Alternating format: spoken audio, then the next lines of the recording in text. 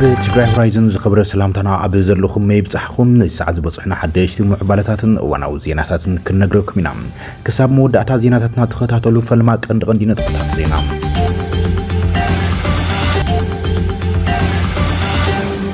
ፕሬዝዳንት ጊዜያዊ ምምሕዳር ትግራይ ጀነራል ታደሰ ወረደ ካብ አዲስ አበባ ህጹጽ ተባሃለ ትእዛዝ በጽሕዎም ትእዛዝ ኣዝዩ ህጹጽ ምዃንን ኣብ እዋናዊ ኩነታት መሰረት ብምግባር ዓበይቲ ምዕባለታት ክረኣዩ ከም ዝኽእሉ ዘመልክቱ ብዛዕባ እዚ ጉዳይ ብዝርዝር ክንነግረኩም ኢና ጭውያ አዛዚ አርሚ 15 TDF ነበር ብርጋዴር ጀነራል ጉዕሽ ገብረም አካታዒ አርእስቲ ተጋሩ ኮይኑ ቀጽለሎም እቲ ጀነራል ሕዝውን ብዘይ ዝኾነ ይኹን ቤት ፍርዲ ትእዛዝ ኣብ ዘይተፈለጠ ቦታ ተኣሲሩ ከም ዘሎም ስድራ ቤቱ ገሊጾምሎም ሪፖርተር BBC ትግርኛ ኣብ ከተማ መቐለ ጋዜጠኛ ግርማይ ገብሩውን ምስ ማእሰርቲ ብርጋዴር ጀነራል ጉዕሽ ገብረ ተዛሚዶም ክሲ ቀሪቡሎም ብዛዕባ ዚውን እዋናዊ ሓበሬታ ኣለና ሕብራት ዓረብ ኤሚሬትስ ናብ ኢትዮጵያ ተደጋጋሚ በረራታት ወታደራዊ ጽዕነታት ተካይድ ከም ዘላውን ተሰሚዓሎም እቲ ወታደራዊ በረራታት ሕብራት ዓረብ ኤሚሬትስ ናብ ኢትዮጵያ ካብ ልሙድ ኣዝዩ ዝተፈለየን ተኸታታልነት ዘለዎን ምዃኑ ተገሊጹ ዘሎ እዚ ድማ ኣብ ዞባ ቀርና ኣፍሪቃ ከበቲ ቡድሆታት የዓቢ ኣብ ዘለሉ እዋን ትኹረት ሲሕቢ እዩ ዘሎ ብዛዕባ እዚ እውን ሓድሽ ምዕባለ ኣሎም ፕሬዝዳንት አሜሪካ ዶናልድ ትራምፕ ምስ አውሮፓውያን ናብ ከቢድ ወጥሪ ኣትዮም ኣብ ዘለውሉን ንግሪንላንድ ንክወሩ ይሸባሸቡ ከም ዘለው ይኽሰሱ ኣብ ዘለሉ እዋን ብሓይሊ ኣይቆጻጸራንዮም እንተኾነ ግና ዝኽልክለና ሓይሊ የለን እዩ ብምባል ኣብ ምድሪ ኣውሮፓ ስዊዘርላንድ ኣዘራራቢ መደረ ኣስሚዖም ኣለዉ ብዛዕባ እዚ እውን ክንነግረኩም ኢና ሰብስክራይብ ላይክ ሼር እንዳግበርኩም ዜናታትና ክሳብ መወዳእታ ተኸታተሉ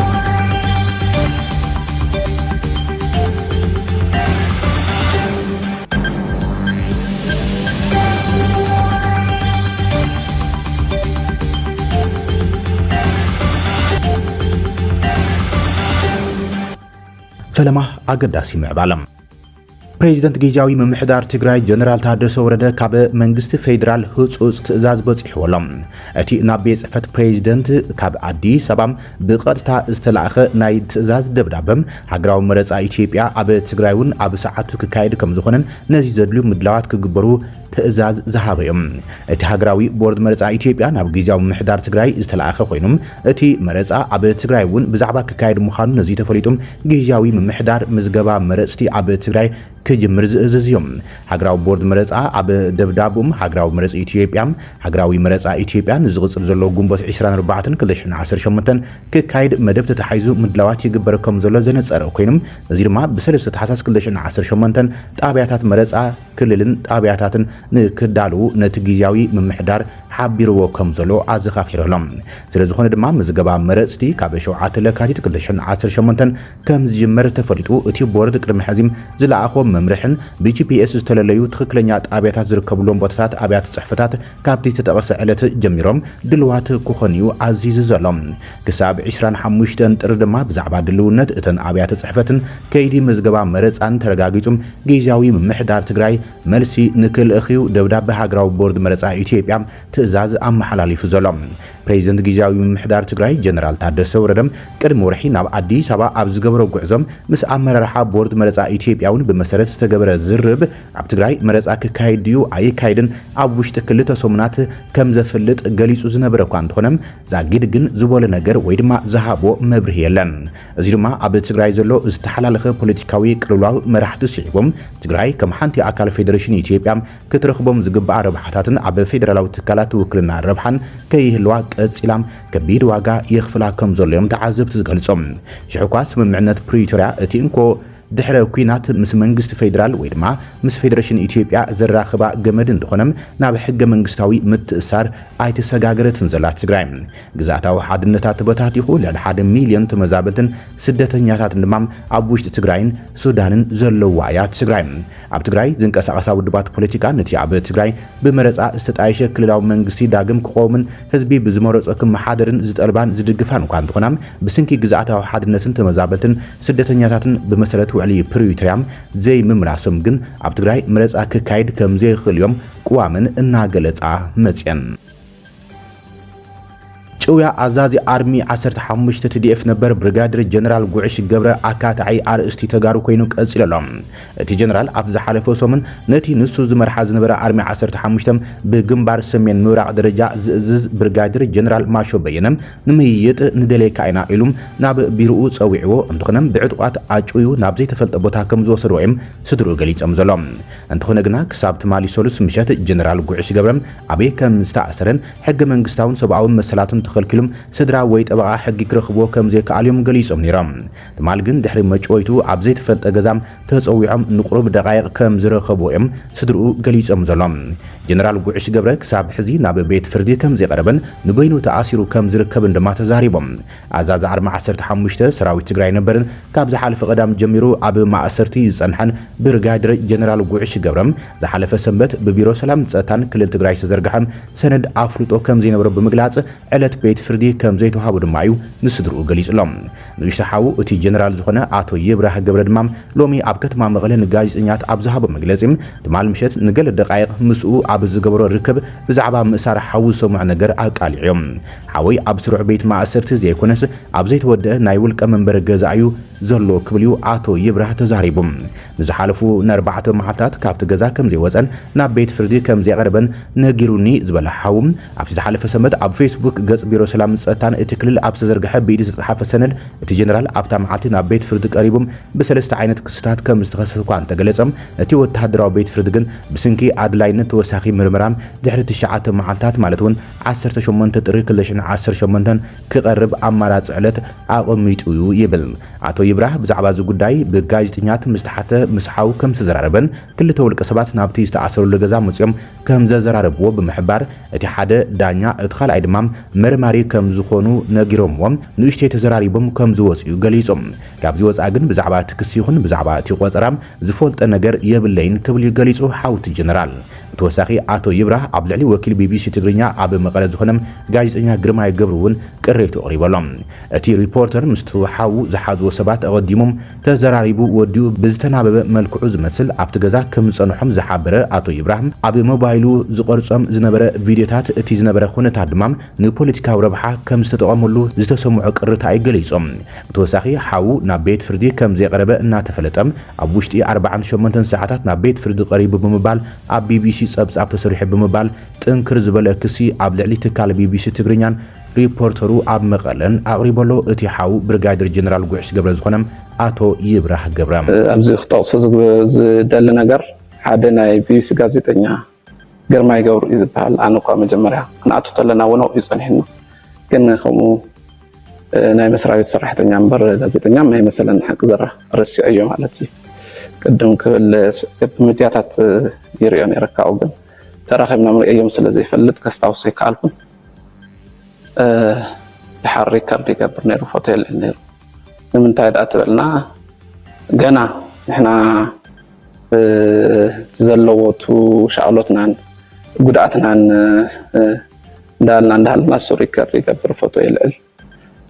ኣብኡ ይጸኒሕና anyway ንምንታይ መሰልና ድሓን ጋዜጠኛ እየ ናይ ቢቢሲ ጋዜጠኛ ችግር የብሉን ቀለ ዝብል መልእኽቲ ከምኡ ተኾይኑስ ሚዛናዊ መልእኽቲ ከመሓልፍ እዩ ዝብል እምነት ነይሩና ግን ንዓይ መጀመርያ ከምኡ መሰለን ነይሩ ድሕራይ ኮይና ከም ዝረኣኽቦ ግን 48 ሰዓታት ናብ ፍርዲ ቤት ቀሪቡ ምስ በለ ካልኣይ ምሸት ተራኺብና እንዳሃለና ድሕሪ ሰዓት ተራኺቦም ሓጎሶም ገሊጾም ዝብል ተሓጎስ ጽቡቕ ኮይኑ እንዳሃለወ ግን ኣብቲ ሰዓትን ኣብቲ ትኽክለኛ መልእኽትን ዘይምሕላፉ ካልኣይ ናብቲ ዝዓረፈሉ ወይም ደሞ ናብቲ ዘይፍለጥ ቦታ ዝኾኑ ሰባት ከም ዝኸድዎ ገለጽ እንዳተገበኦ ንሱ እውን ፍርዲ ቤት ከም ዝቐረበ ኣምሲሉ ምቕራቡ ንሱ እውን ሓደ ጌጋ እዩ ስለዚ ኣብኡ ይጸኒሕና ምንቲ ቅድም ኢለ ዝነገርኩኻ ድሕራይ ኮይነ ክሪኦ ተለኹ ትኽክለኛና ሚዛናዊ ዘይኮነ መልእኽቲ ከመሓልፍ መኪር እዩ እዚ ከዓ ከም ቤተሰብ ጥራሕ ዘይኮነስ ከም ናይ ደገ ሚድያ ወይም ደሞ ከም ሓደ ሚድያ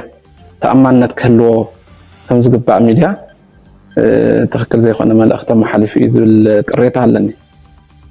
ሕብራት ኤምሬትስ ዓረብ ናብ ኢትዮጵያ ተደጋጋሚ በረራታት ወተሃደራዊ ጽዕነታት ተካይድ ከም ዘላ ተሰሚዑሎም እዚ ድማ ኣብ ዞባ ቀርና አፍሪካ ከቢድ ወጥሪ እናሓየለ ኣብ ዝኸደሉ ዘሎ እዋንን ሕብራት ዓረብ ኤምሬትስ ድማ ካብ ጎረቤት ኢትዮጵያ ዝኾነት ሶማሊያ እናሰሓበት ኣብ ዘለትሉ ኩነታት ምዃኖም ፍሉይ ትኹረት ሲሒበሎም ኣብ ዞባዊ ንሕንሕ ሓይሊ ሚዛን ኣብ ዝካየደሉ ዘሎ እዋን ምስ ኤምሬትስ ዓረብ ዝተኣሰሩ ናይ ጽዕነት በረራታት ናብ ወተሃደራዊ ማዓስከር ኢትዮጵያ ብተኸታታሊ ከም ዝተራገፉ ተገሊጹ ዘሎ ቅድሚ ሕዚ ምስ ቀረብ ኣጽዋር ዕጡቃት ጉጅለ RSF ሱዳን ዝተኣሳሰረት ናይ ጽዕነት ነፋሪት ኣብ ዝሓለፉ ሰሙናት ናብ ኢትዮጵያ ብዙሕ በረራታት ከም ዘካየደትን ኣብ ዓባይ ብሪጣንያ ዝመደብሩ ማዕከን ዜና ሚድል ኢስት አይ ኣብ ዘካየደ ፍሉይ ምርመራ ኣቃሊዖሎም እዚ ድማ ኢትዮጵያ ምስ ኩናት ሱዳን ዝተኣሳሰረ ዞባዊ ንሕንሕ ኣብ ምሕያል ግድኣ ብዝምልከት ሕቶታት የልዕል እቲ ማዕከን ዜና ኣብ ሕብራት ኤምሬትስ ዓረብ ዝመደብራ ማክሲሙስ ኤር እትሰርሕ አንቶኖቭ አን 124 ዝዓይነታ ናይ ጽዕነት ነፋሪት ምስ ወተሃደራዊ ሎጂስቲክስ ኤምሬት ዝተተሓዘት እያ እታ ነፋሪት ኣብ መንጎ አቡዳብን ቀንዲ ማዓስከር ሓይሊ ኣየር ኢትዮጵያ ዝኾነ መደብር ኣየር ሃረር ሜዳን ተደጋጋሚ በረራታት ከም ዘካየደት እቲ ፍልፍል ዜና ጸብጺቦም መረዳእታ ምክትታል በረራታት ከም ዘመልክቶም ኣብ መንጎ ካብ 3 ክሳብ 17 ጥሪ ብውሕድም 4 መገሻታት ናብ ሃረር ሜዳ ከም ዝነበረን ድሒሩ ናብ ኣውሮፓ ኤሽያን ቅድሚ ምብጋሳ ድማ ናብ ህብራዊ መዕርፎ ነፈርቲ ኣዲስ አበባ ቦሌ ዝቐጸለት በረራ ዝሓወሰ ምዃኑ እቲ ጸብጻብ ምልክቶሎም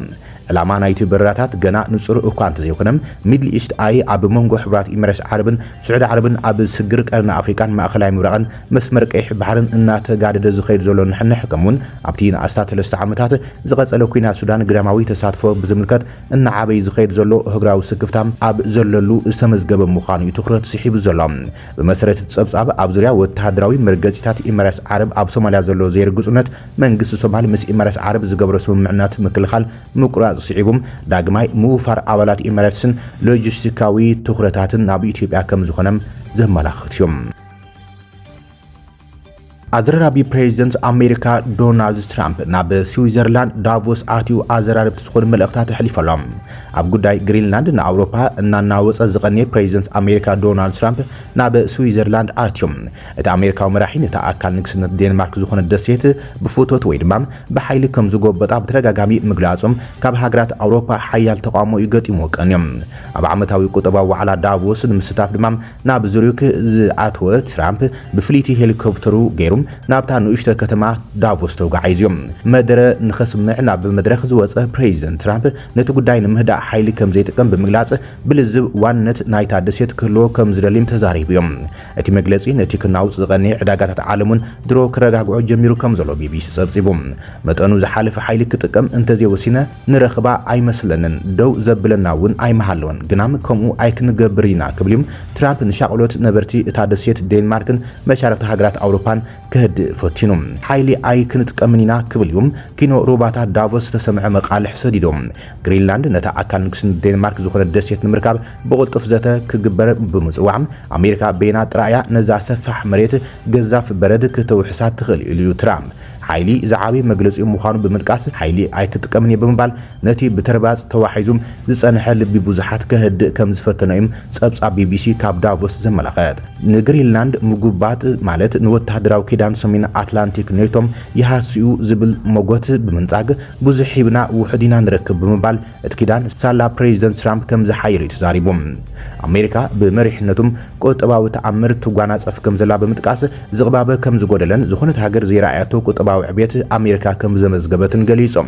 بخالي غداي دما هاجرو أمزغباتو زبولو قطباو عبوت بخفيل قرص بموسان مخان بمئمات اتي أبلعلي هاجرات عالم زمبرو متن قرص نزوردو عنوت نمخحاس توسدو كبلي موغيتوم ኣብ ጉዳይ ዩክሬን ድማ ምስ ፕሬዚደንት ፑቲን ዝላዘብ ዘለኹም ስምምዕነት ክገብር ይደልዩ ኢለ ኣምን ምስ ፕሬዚደንት ዘለንስኪ እውን ላዘበለኹ ንሱ እውን ስምምዕነት ይደልዩ ሎሚ ክረኽበ ክብል ገሊጾም ኣብ ጉዳይ ዋሕድ ስደተኛት ኣመልኪቶም ኣውሮፓ ካብ ካልእ ምድርታት ዝተፈላለዩ ህዝብታት ተተኣታቱላ ክብል ዝነቐፈ ትራምፕ ገለ ቦታታት ኣውሮፓ ብሓቂ ክትለልዮም ኣይትኽልን ኢኻ ብምባል እቲ ክደጋግሞ ፀንሐ እታ ኣህጉር ብዋሕዚ ስደተኛት ተዓኑላ ዝብል ሞጎት ይቕሪቦም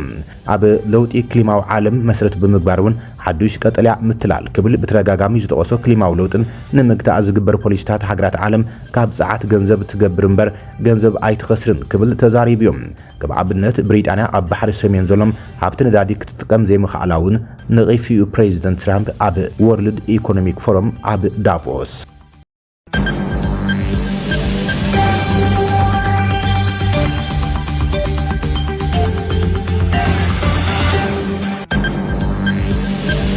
ክቡራትን ፍትዋትን ተኸታተልቲ ዜናታትና ንይስዓት ዝበልናይ መሓደሽቲ ምዕባለታትን እዋናዊ ዜናታትን ዛዚምና ኣለና ንሰናይ ምክትታልኩም ነመስግን ኣብ ዘለኹሞ ሰላምኩም ይብዛሕ